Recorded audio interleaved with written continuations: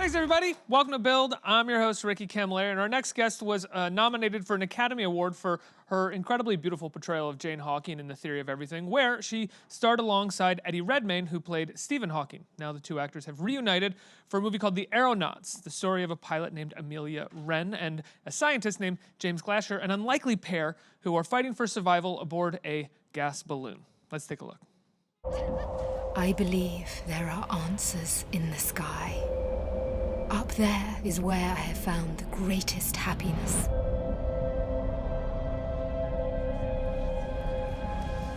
Gentlemen, to predict the weather could save hundreds of thousands of lives.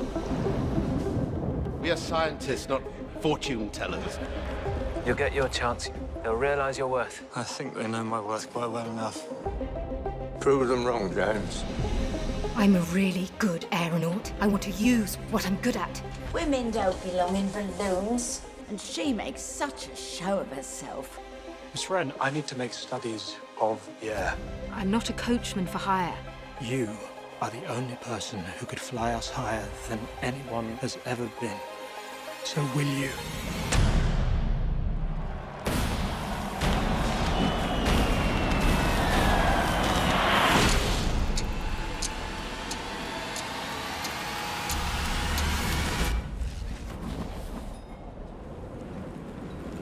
So it begins.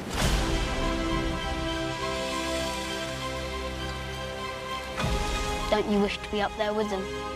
Some reach for the stars. Some push others towards them. We're about to get wet. Is this balloon not the strongest it's ever been? Even so, it can't fight the weather. I have a feeling they're not coming back. We're traveling into an unknown. Stay alive.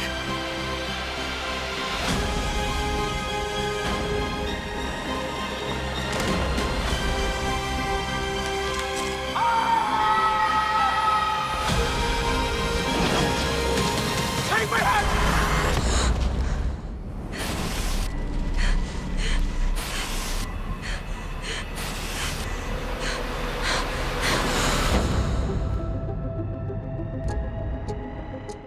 Everybody, please welcome the wonderful Felicity Jones. Hello.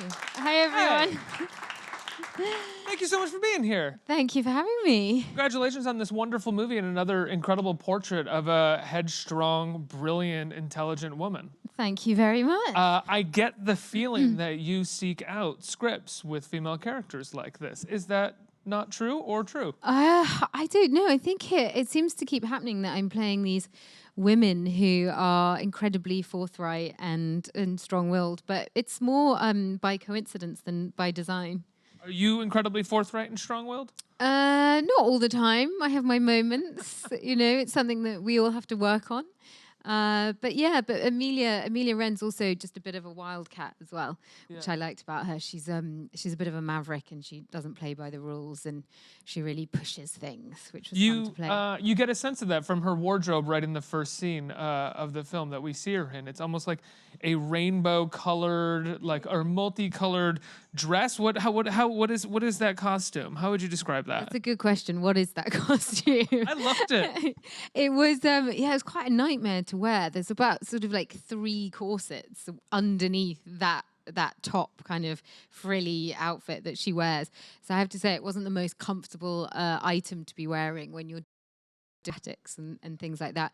But it was Alex Byrne, who was the costume designer, who has the most incredible, meticulous attention to detail and liked everything to be very, very authentic. So it was all inspired by real costumes of the acrobats in the 19th century. Yeah, part of the fight that Amelia has in this film is very runs parallel, I think, to a lot of the same fights that women have currently in our society, just in terms of being taken seriously, what is expected and not expected of them.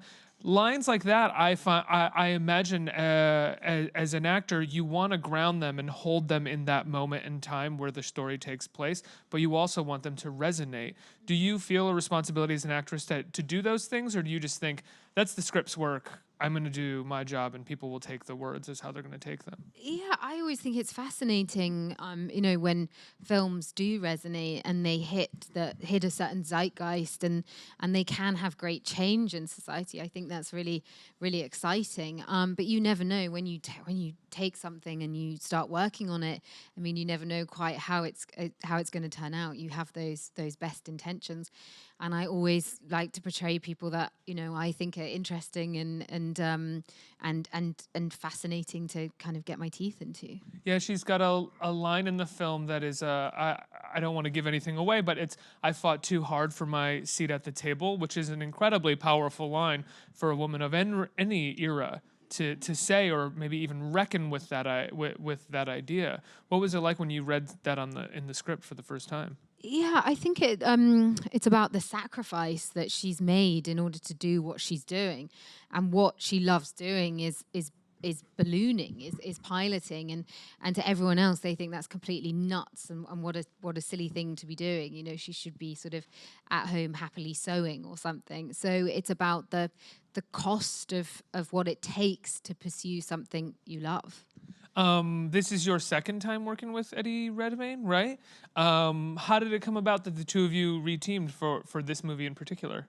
Well, there wasn't a big plan behind it. It was pretty spontaneous. We both read the script, thought, okay, this is interesting. This could be something that actually we could build on. We made a film, Theory of Everything, a few years ago, and we thought, oh, this could be really exciting to see how we can keep pushing, and some of the techniques that we'd done in Theory of Everything we did in the Aeronauts, and it made the project, I think it just made it much more appealing, the idea of there he is, hello, of reteaming with Eddie. What when you say some of the techniques and building on them, are you talking about effects techniques, or are you talking about performance techniques that the two of you had sort of been working with together? Yeah, we kind of we developed in Theory of Everything. We would which then was really useful for the Aeronauts, is when one person's doing their close-up on camera, then the other person is allowed to shout random insults at them, which sounds strange, but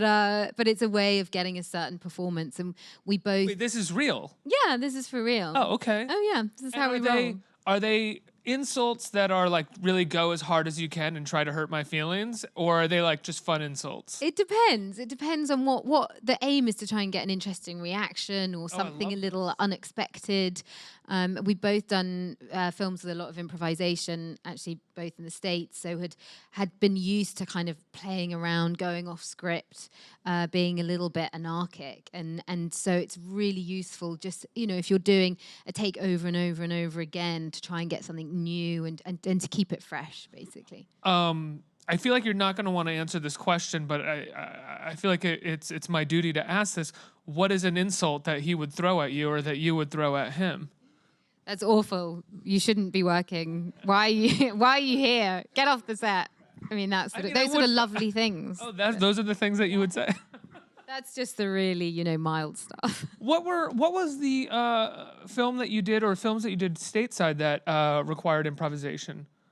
So I did a film called Like Crazy. Right, okay. I didn't realize that was heavily improvised. Yeah. We had an outline, so you had the shape of the scenes, and then all the dialogue is something we decided on the day. So I learned a huge amount from doing that, and that what you're trying to achieve is something that feels spontaneous and feels like it only has happened that one time, even though you're doing it, sometimes 15, 16 times. Right, you're starting with improvisation and then you're whittling it down to the beats of a scene, I would imagine, right? Exactly. And you tend to find with improvisation, you talk loads and you're so kind of a bit nervous and you overcompensate.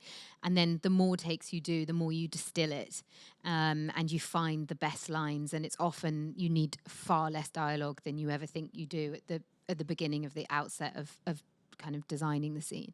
And how did you and Eddie translate that interest in improvisation to this? Did you?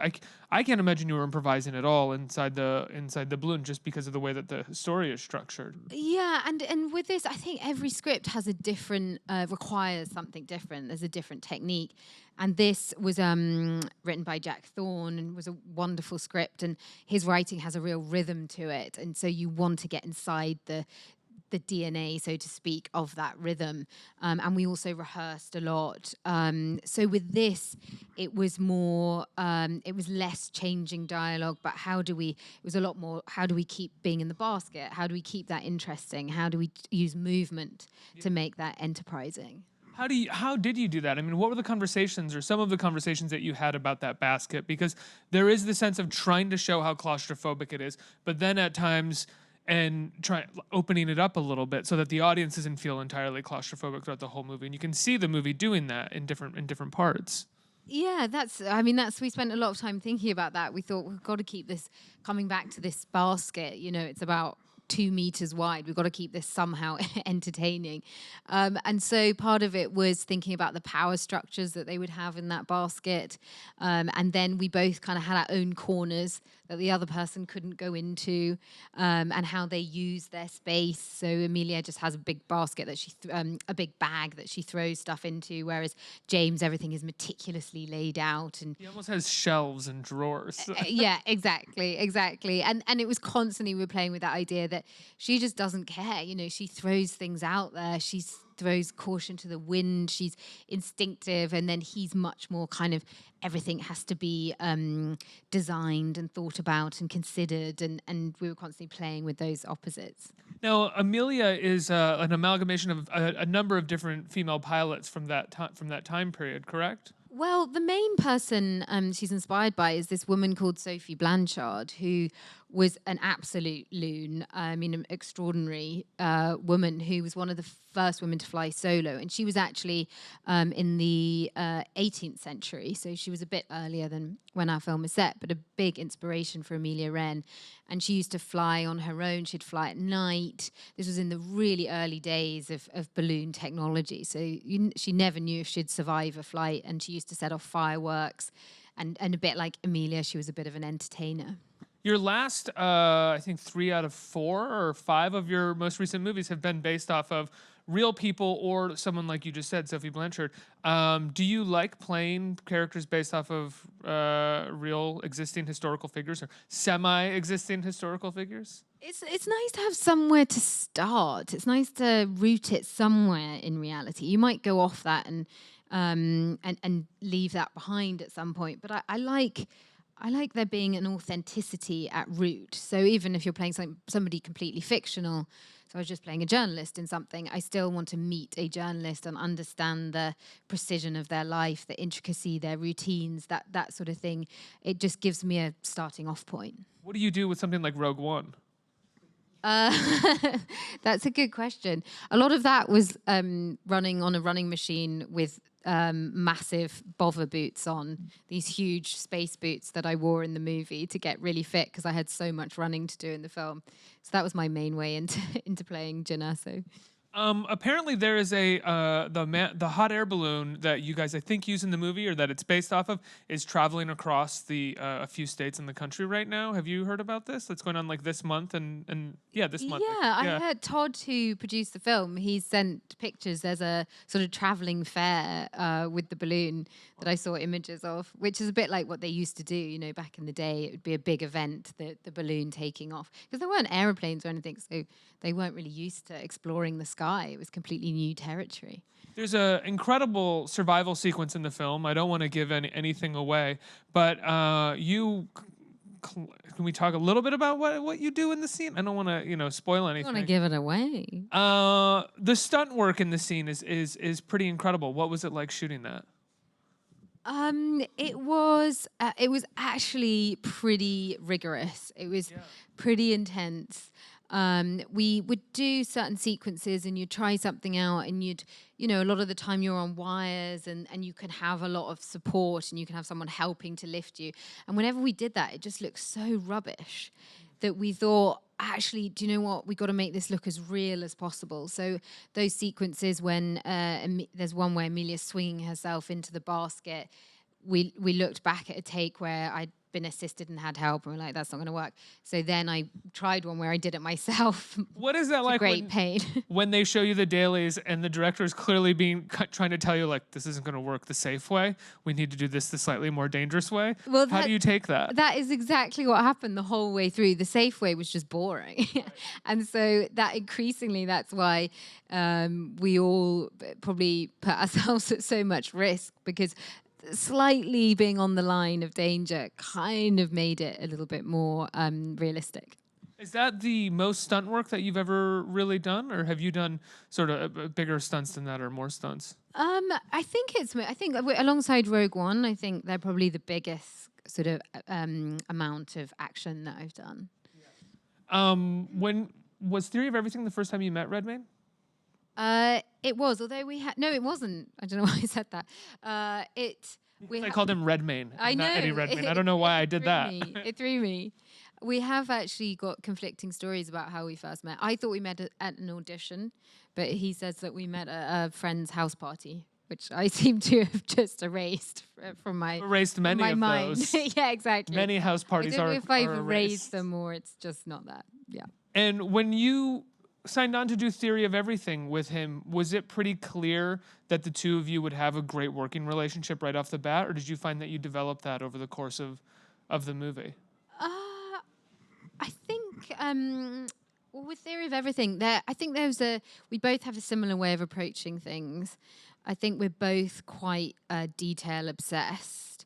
We both really push each other, and it felt, even at the very beginning of Theory of Everything, I remember when I auditioned, and I auditioned with Eddie, it just felt like there was, I think, just a very similar way of working and a chemistry.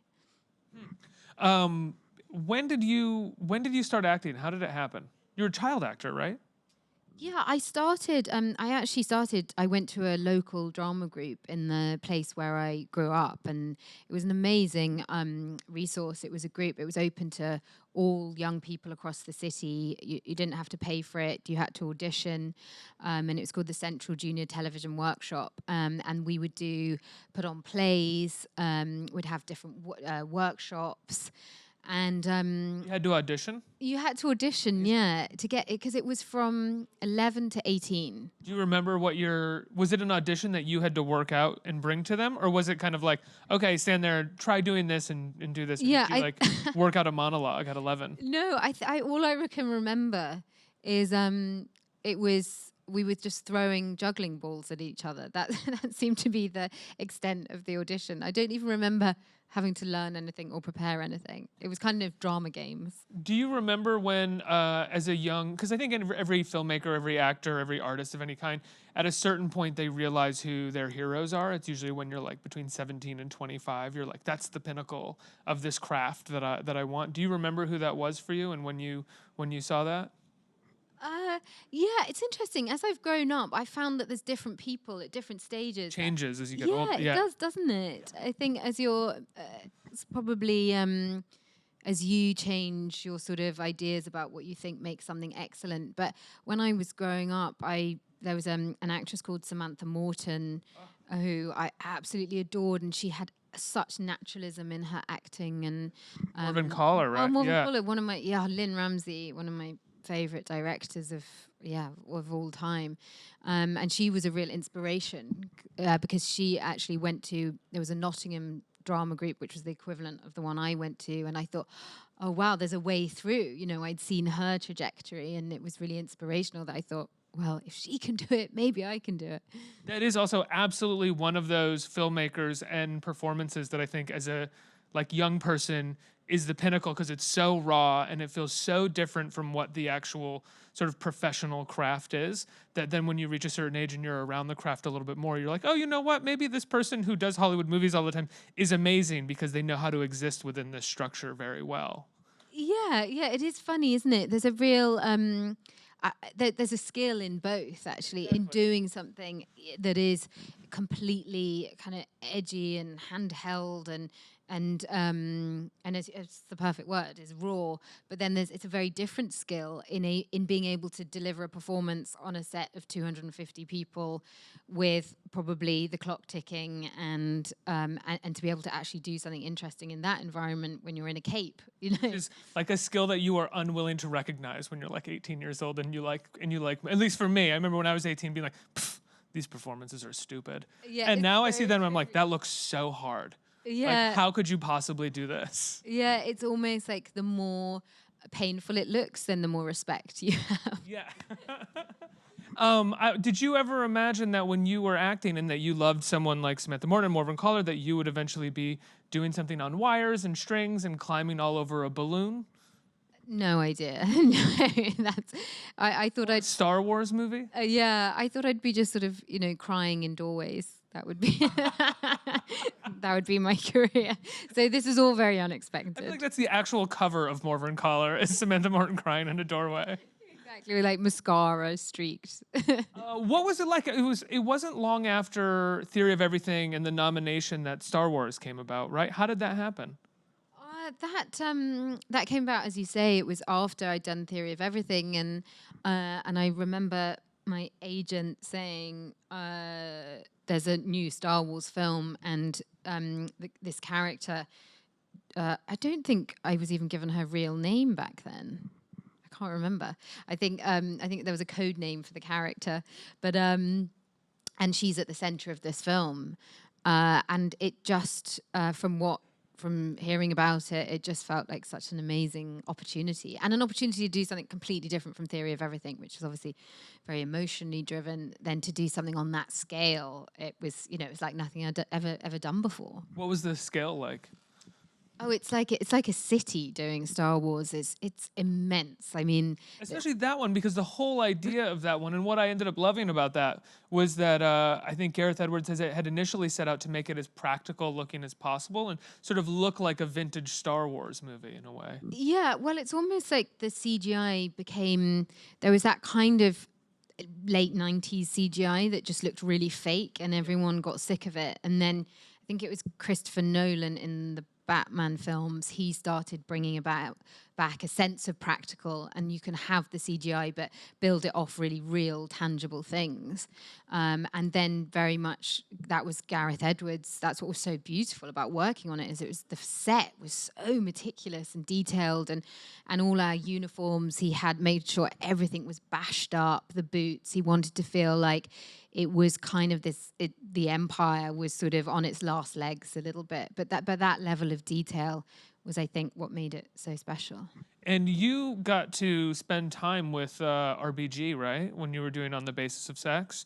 What was it like spending time with her? Which I'm sure is a question you've answered many times, but I would like to know. I would like to talk about RBG.